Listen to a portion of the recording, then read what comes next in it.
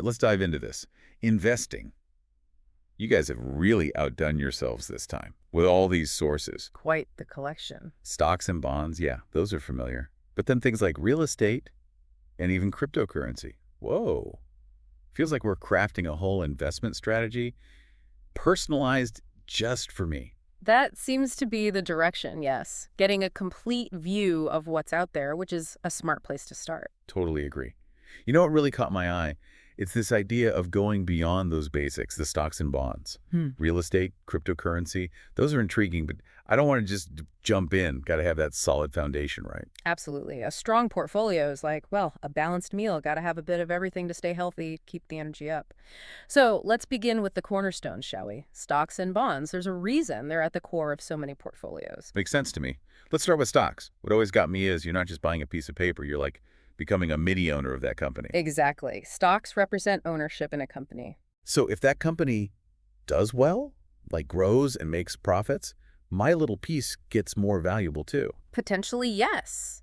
That's the idea. Your share of the pie could grow along with the company. Okay, but the stock market. Sometimes it feels like a jungle out there. How do you even navigate that? Think of it like a giant auction. Buyers and sellers all wanting to trade these shares of companies, the ones listed publicly. And it all happens on these exchanges, like the NYSE or the NASDAQ. But what really makes those prices go up or down? Information. It's a flood of news, reports on earnings, economic data, even global events. That's what investors use to decide what a company's worth. So it's not as simple as, oh, I like this company's product, I'll buy their stock. Not quite. You've got to understand how this market works, how to look at a company's finances, see if they're healthy. Right. Got to peek under the hood. So what are we looking for when we do that? Start with the basics. Are they making money? Profitability? Is their revenue growing? And the balance sheet, got to be strong. Manageable debt levels, all that good stuff. Okay, that makes sense. But it can't just be about numbers, right? A company could have great numbers, but if their whole industry is shrinking, or if competition is fierce. You're hitting the nail on the head. Industry analysis is crucial. Is that industry growing? Does the company have something special, that advantage over its competitors? That's a big factor for long-term prospects. So we're not just looking at the company itself, but the bigger picture too. The whole industry they're in. Exactly. And speaking of bigger picture, we can't forget valuation. Don't want to overpay for a stock, even if the company seems promising. Valuation, okay, that sounds a little technical. Break it down for me. In simple terms, it's about figuring out what a company is truly worth. There are different methods, metrics, but the main idea is, are we looking at a stock that's overpriced, fairly priced, or maybe even a hidden bargain, something undervalued? So we're like treasure hunters trying to find those companies that are trading for less than their real value. That's the essence of value investing. Find those hidden gems, the ones the market hasn't fully recognized yet. Sounds like a lot of research, a lot of patience involved there. It does. But there are other approaches too. Growth investors, they're the ones who are excited about companies that are expanding rapidly, even if they aren't profitable yet. Think of those companies pushing the boundaries, disrupting industries with new tech, tapping into new markets. So it's like you've got to know your own style as an investor. Yeah. Then match that style to the right kinds of stocks. You got it. Now, before we move on, can't forget about something that attracts a lot of investors to stocks. Dividends. Oh yeah, dividends. It's like a little bonus just for owning the stock. But not all companies do that, right? Correct. Some companies prefer to plow those profits back into the business, aiming for more growth. Others share a portion with their stockholders, that's the dividend. So we look at the company's history with this, their payout ratio. Makes sense. If I want some steady income from my investments, got to keep an eye on those dividends. But it's not the only factor, right? Still got to check if the company's in good shape, growing steadily. Absolutely. Dividends are just one piece of the puzzle. High dividend yield might seem tempting, but if the company's not doing well overall, that dividend might not last. Got it. Starting to see how stock investing is like multi-layered. You analyze the company, the whole industry, the valuation, and then things like dividends on top of that, not just picking a name you like and crossing your fingers. You're getting it. Informed decisions, that's what matters in this world. Now, we've talked about owning a piece of the company, but what about being the lender? That's where bonds come in. Bonds. All right, those always felt a bit more mysterious to me. What's the basic idea? With bonds, you're lending money to a company or even a government. It's for a fixed period, and they promise to pay you interest. A fixed rate at regular times, usually twice a year. And when the bond reaches maturity, you get your original investment back. So I'm like the bank, lending out money and getting interest in return. Except I'm lending to a big corporation or the government itself. Good way to put it. And unlike stocks, with bonds, you know what to expect, how much interest you're getting, and when you'll get your principal back. That makes them really appealing for people who want stability, predictable income, especially those nearing retirement. I see. Bonds sound more like the slow and steady approach compared to the ups and downs of stocks. Fair assessment. Generally, bonds are less volatile than stocks. But just like with stocks, there are different types of bonds, each one with its own level of risk, its own potential return. Okay, tell me more about these different types. I'm all ears. Well, we'll dive into the details in part two, but let's set the stage, shall we? We've got three main categories: government bonds, corporate bonds, and then municipal bonds. This sounds good.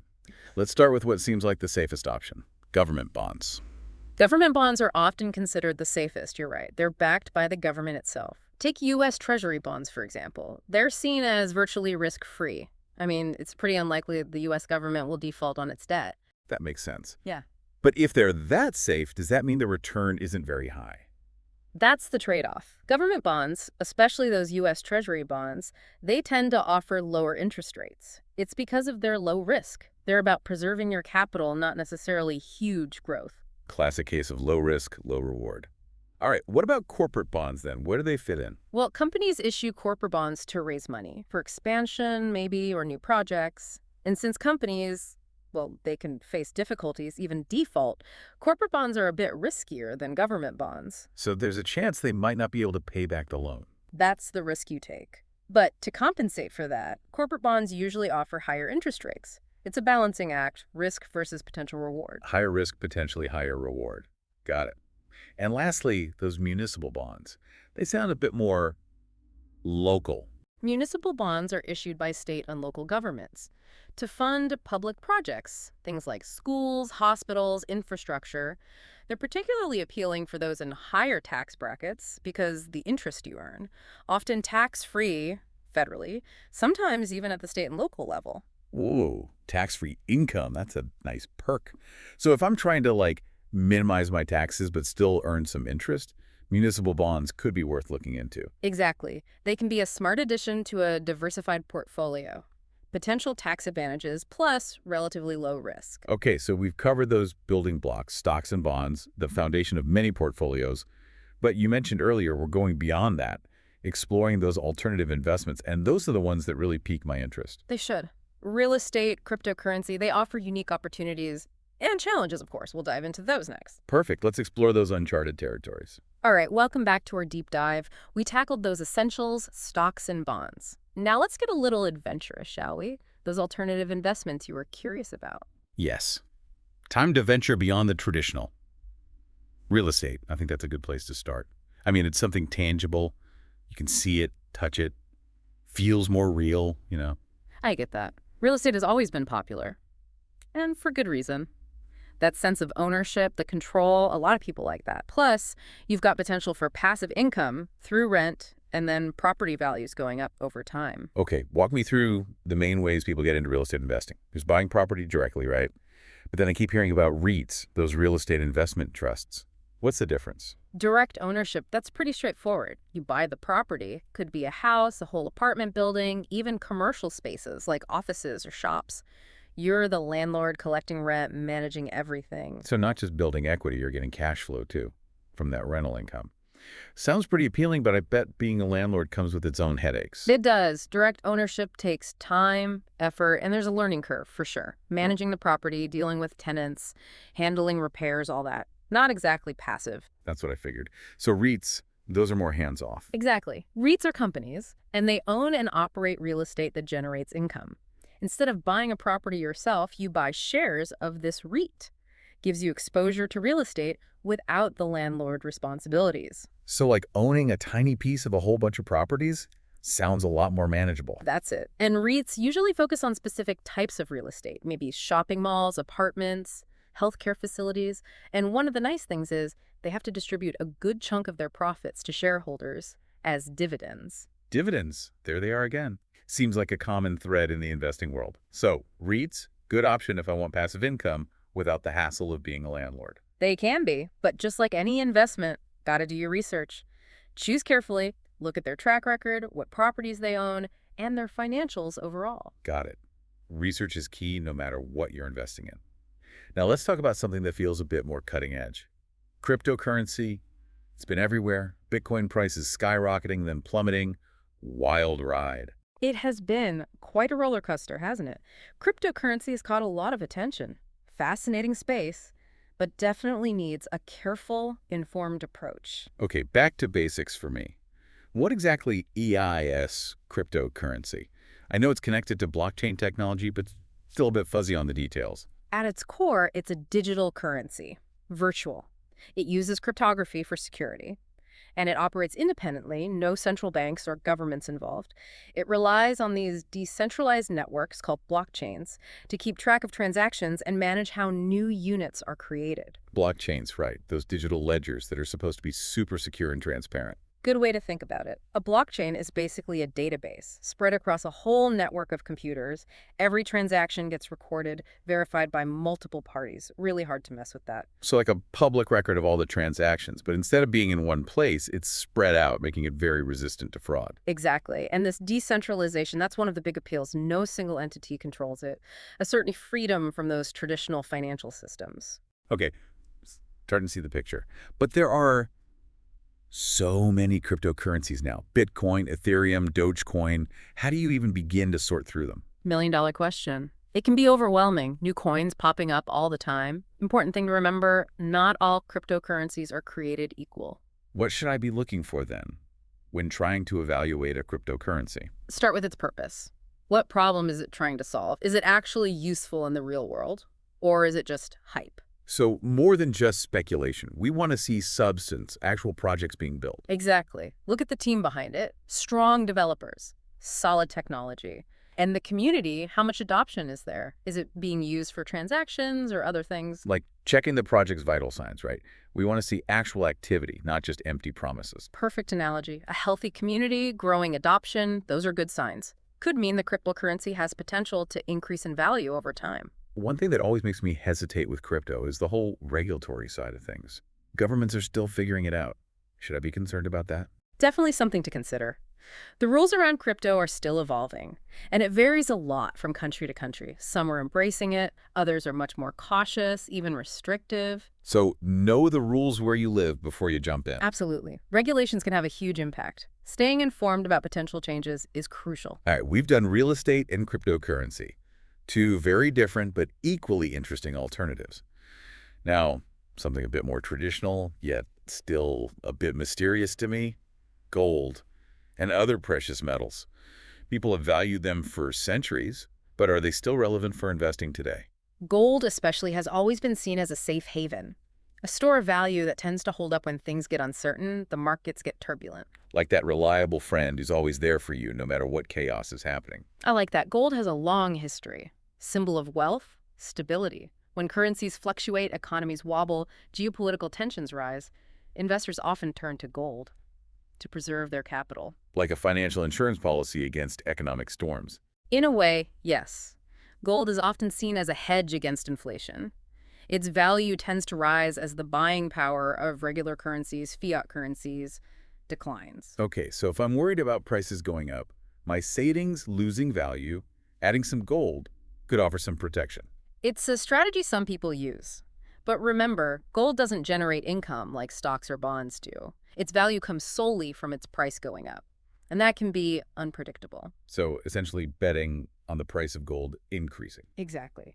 And there are a few ways to invest in gold or other precious metals. You can buy physical gold, bullion, coins, bars, from reputable dealers, of course. That sounds a bit like a pirate movie, chests full of gold doubloons. It has a certain appeal, doesn't it?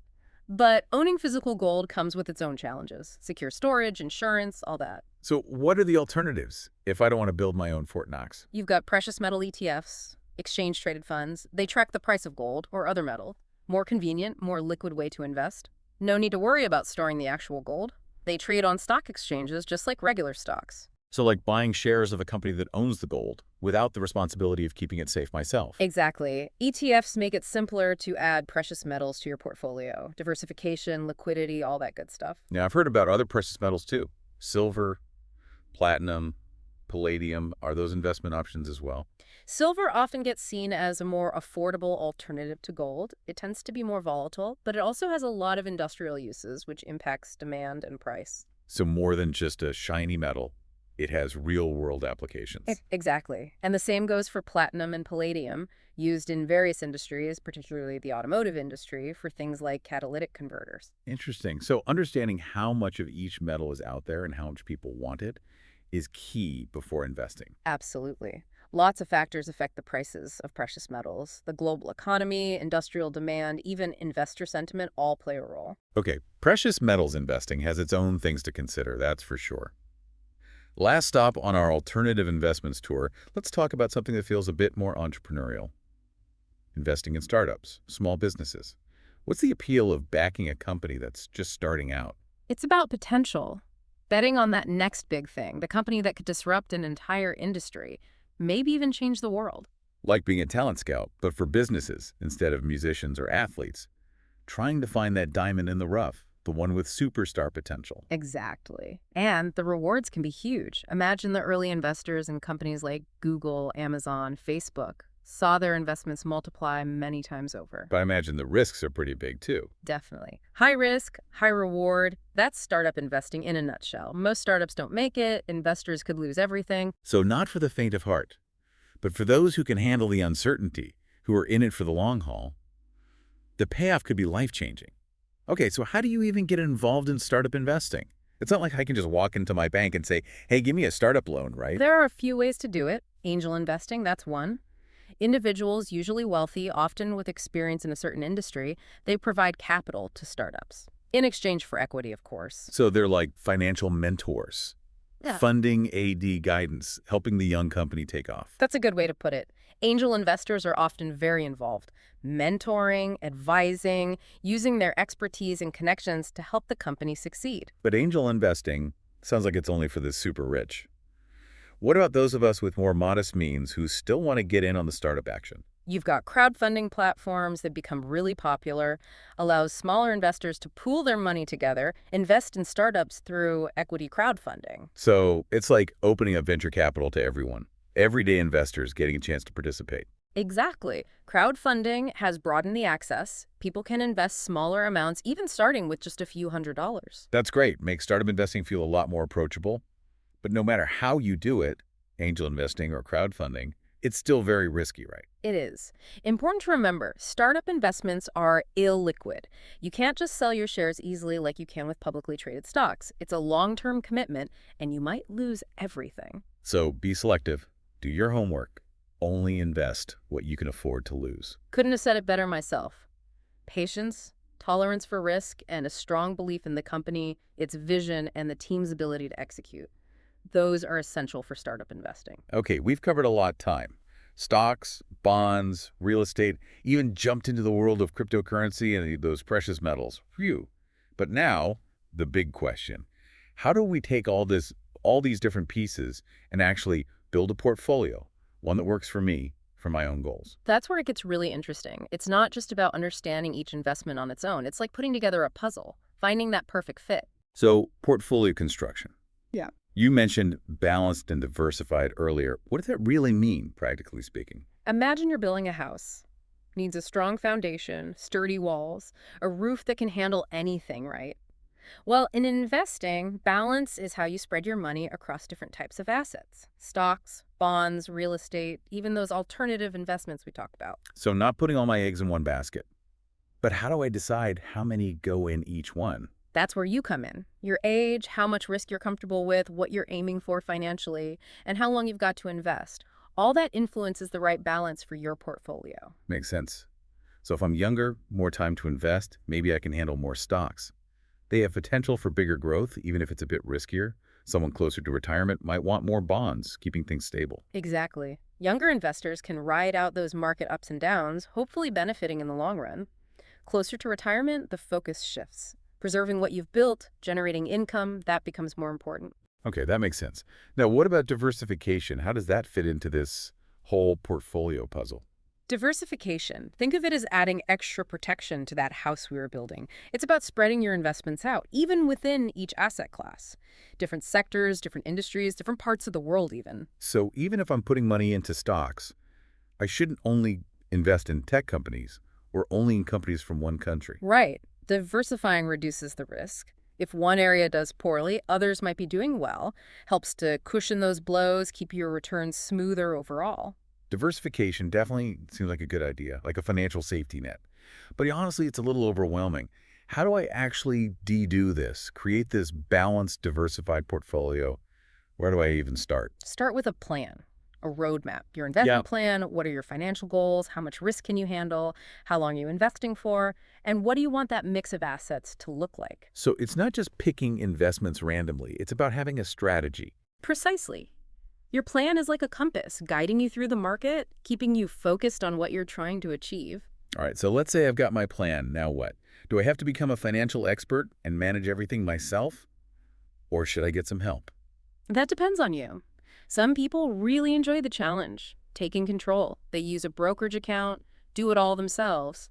Others prefer to work with a financial advisor, someone who can guide them, provide expertise, handle the day-to-day stuff. Like, do I cook at home or go to a restaurant? DIY investing gives me more control, but takes time and knowledge. A financial advisor is convenient, provides expertise, but costs money. Great way to think about it. Best approach depends on your comfort level, how much time you've got, and how complex your finances are. Now, once you've got that portfolio set up, it's not just set it and forget it, right? Definitely not. Investing is a journey. You've got to check in on how your portfolio is doing regularly, might need to rebalance, adjust that mix of assets, and stay up to date on what's happening in the market, the economy. So, got to stay involved, make adjustments along the way to make sure things stay aligned with my goals. You got it. Adapt to changes, whether it's changes in your life, the overall economy, or how specific investments are performing. This has been eye-opening. We went from those core investments, stocks and bonds, to the more adventurous stuff, real estate, crypto, gold, even startups. I feel like I've learned so much about investing, all the different paths there are. And remember, there's no single right way to invest. Everyone's different. The key is to find that strategy that fits your goals, your risk tolerance, your time frame. Couldn't agree more. It's been amazing to see how all these different pieces can come together to create a portfolio that truly reflects what someone wants to achieve. And never forget the golden rule of investing. Do your research, understand the risks, and never invest more than you can afford to lose. Great advice. Well, that wraps up our deep dive into the world of investing. I hope you've enjoyed the journey and feel ready to tackle this exciting world. With confidence and a whole lot more knowledge. Happy investing, everyone.